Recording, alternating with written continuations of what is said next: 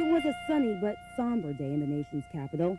The wind was blowing, the tears were flowing, as thousands gathered outside the Pentagon, still scarred from when the hijacked plane slammed into it 1 month ago today. Diane Hale McKenzie was among the 189 people killed. Her husband shares what he misses most. Coming up behind me when I'm in the kitchen and grabbing me from behind, saying I love you. There are so many stories like his. This young boy, for instance, remembers his friend, 11-year-old Bernard Brown. Didn't know him long, but when we played basketball, he was always smiling. And that's exactly how this woman remembers her friend, Janice Scott.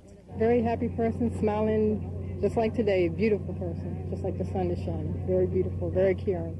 Each and every one of these people who perished in the attack September 11th will always be remembered as America's heroes. For their family and friends, their pain of losing their loved ones still runs very deep. But many say today's ceremony helps bring at least some closure. It helps. Listening to President Bush, he did bring closure to my sister's death. And today being a month since this happened, I'm glad that finally we're going to let her rest. But rest is something President Bush vowed America won't do until the terrorists are brought to justice. I pledge to you that America will never relent on this war against terror. Hearing those words is empowering for many, like Robin McGill, who was feeling helpless. You see, she worked at the Pentagon and was 4 months pregnant before the September 11th attacks. She recently lost her baby. She believes due to the stress. It's difficult for me because I look forward to bearing a child on March the 17th, but I won't. She came to commune with others to find the strength to let go of her pain. She, like many, say they found it. This is what America is all about, you know, the strength, resilience to carry on. Sheri Richardson, BET News. Throughout the night, D.C. police searched dozens of places, including abandoned buildings where they believe Levy may have spent time. They also searched a park right down the street here near the apartment building where Congressman Gary Condit lives. So far, those searches have turned up nothing, but it's been nearly 2.5 months since Levy disappeared, and there have been a number of developments. D.C. police officers searched a wooded area near the congressman's apartment yesterday and along the banks of Rock Creek, trying to find any trace of Chandra Levy. Right now we have 4 power shift units about to come out to duty around 7:30, and they are also going to be assisting in search. And you're going to work through the night? We're going to work through all the way through where we do all the abandoned building searches. You're just going to keep going until you're done? That's right. Officers used cadaver dogs to go through some buildings in the 3rd Police District that includes Adams Morgan and Mount Pleasant. And using a checklist, officers went from address to address, checking doors and looking through windows. We are also learning more about the search of Gary Condit's apartment. Sources say nothing was repainted and the carpet was old. The Venetian blind slat with what appeared to be a small amount of blood is now being analyzed by the FBI. D.C. Police Chief Charles Ramsey says they do have Chandra Levy's DNA if it's necessary to make a comparison. We would be able to make a comparison, but again, the only thing that I think we need to really focus on here is that, you know, does it lead us any closer to finding her? Does it give us any indication that perhaps she met with foul play? Those kinds of questions have to be answered. Police are also using another new tactic in the search for Chandra. Computer-enhanced pictures of the intern will soon be released. One of the theories we're operating on, that Ms. Levy went off on her own and does not want to be found. If that is the case, one of the things we can do is alter the pictures we have, crop her hair, shorten it, color it blonde, put it in a ponytail, so people will have some other visual reference in case they see her or have seen her on the street. Now, detectives were also back at Levy's apartment building last night asking more questions, and also Fox 5 News has learned that police have now obtained a DNA sample from Congressman Gary Condit. Plus, there has been much speculation over the last several weeks about whether or not Chandra Levy was pregnant.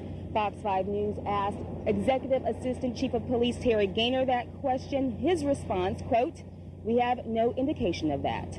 Live in Adams Morgan, I'm Sheri Richardson. Lark, now back to you. Lost a leg. Shattered thumb. Stitches. A complicated fracture. Every part of my body right now has something going on. Despite their injuries, these soldiers have a lot to be thankful for. After months in Iraq, they are back in the United States. Sergeant Kofi Antwi is a medic.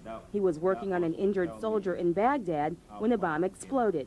When even human beings thought I was not gonna make it, God said, no, he's gonna make it. He pushed me through. That was September 29th. The father of 3 has been in the hospital ever since, undergoing numerous surgeries. His left leg had to be pieced back together. His right leg is gone, just below the knee. That's not what I want in life, but it's happened, so I got to embrace it, make the best out of it. Exactly 1 week ago today, Specialist Arthur McClin was driving a fuel truck when 2 roadside bombs detonated.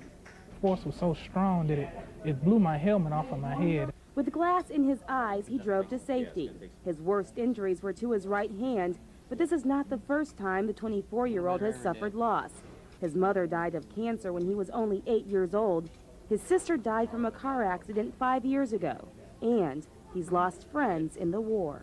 I try to stay positive, and I try to talk to a lot of the soldiers, what have you, that was over there, you know, and they're encouraging me, and they had worse injuries than I do, and that's helping me to stay strong. Both soldiers also credit their faith to giving them strength and the support of their family and friends.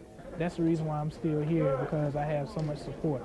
I will carry on as usual, as I used to do. Life doesn't end here.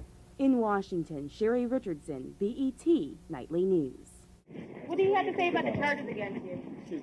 58-year-old Edward Campion refused to comment as he was escorted to court to face his charges. Police say he lived in this Elkridge house, where he also rented bedrooms and bathrooms to both an 18-year-old woman and a 22-year-old.